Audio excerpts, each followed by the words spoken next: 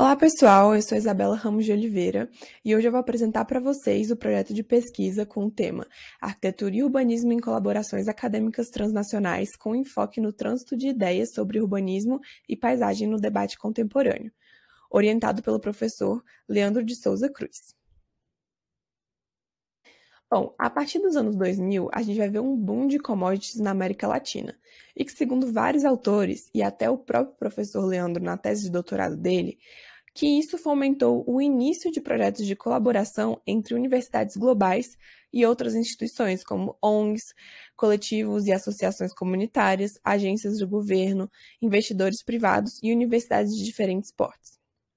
Com isso, foram difundidos novos conceitos e práticas urbanísticas e de paisagem pelo território sul-americano, e que é justamente o que a pesquisa buscou identificar e analisar. Então, a gente fez depois uma reflexão crítica sobre os processos de circulação transnacional. Bom, agora focando um pouco na nossa metodologia, a gente primeiro fez o levantamento do material bibliográfico sobre o tema e decidimos depois aprofundar em 3 casos práticos, sendo eles o urbanismo ecológico, os seminários do Landscape as Urbanism in the Americas, que a gente também pode chamar de LAUA, e os livros do São Paulo Architecture Experiment, que a gente também pode chamar de SPY.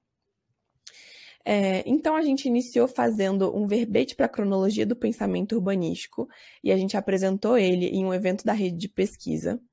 Depois disso, a gente partiu para o estudo dos seminários do LAUA como uma base teórica que já foca na América Latina. E depois para a leitura dos livros do São Paulo Architecture Experiment com uma perspectiva mais prática de projeto. E depois, ao longo do semestre, a gente fez alguns debates entre eu e o professor Leandro para a gente conseguir entender quais foram os conceitos principais de cada um desses exemplos estudados. Falando agora um pouco dos resultados e das palavras-chave, na minha pesquisa, os dois se misturam bastante. Porque o que a gente fez foi justamente tentar encontrar quais foram os conceitos, o que significam cada um deles e de quais formas eles se relacionam. Então, a gente acredita também que o principal conceito estudado foi o próprio Landscape Urbanism, que é uma nova metodologia de projeto territorial e que tem como os principais pontos o trabalho em equipe, multidisciplinar, atuação em diferentes escalas, intervenções de infraestrutura, uso de novas tecnologias, urbanismo participativo, preocupação com a ecologia social. E, além disso, no seminário especificamente de Brasília, se falou muito sobre o urbanismo efêmero como forma de lidar com a cidade informal. Então, isso já faz uma ponte direta com o que a gente viu nos livros do São Paulo Architecture Experiment, que visava justamente desenvolver tecnologias para conectar a cidade formal à cidade informal.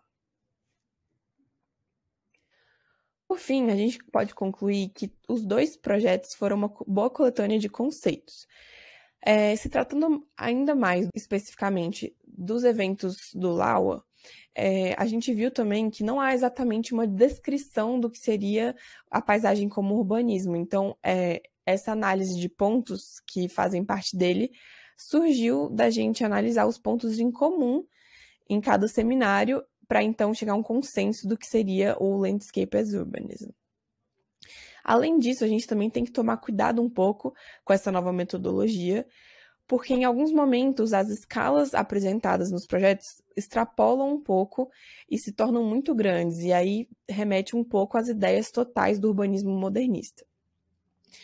Já mais em relação ao SPY, a centralidade no tema da informalidade foi muito grande, visto que as metrópoles hoje em dia já são formadas em grande parte por processos de urbanização informal. Além disso, o trabalho colaborativo como processo de formação acadêmica e profissional foi muito presente. Então, em várias publicações deles, a gente vai ver os trabalhos e os textos desenvolvidos pelos próprios estudantes. E, além disso, a gente vai ver as soluções transnacionais muito presentes. Então, eles tentavam muito desenvolver o know-how aqui no Brasil e tentar levar para outros pontos do globo. Muito obrigada!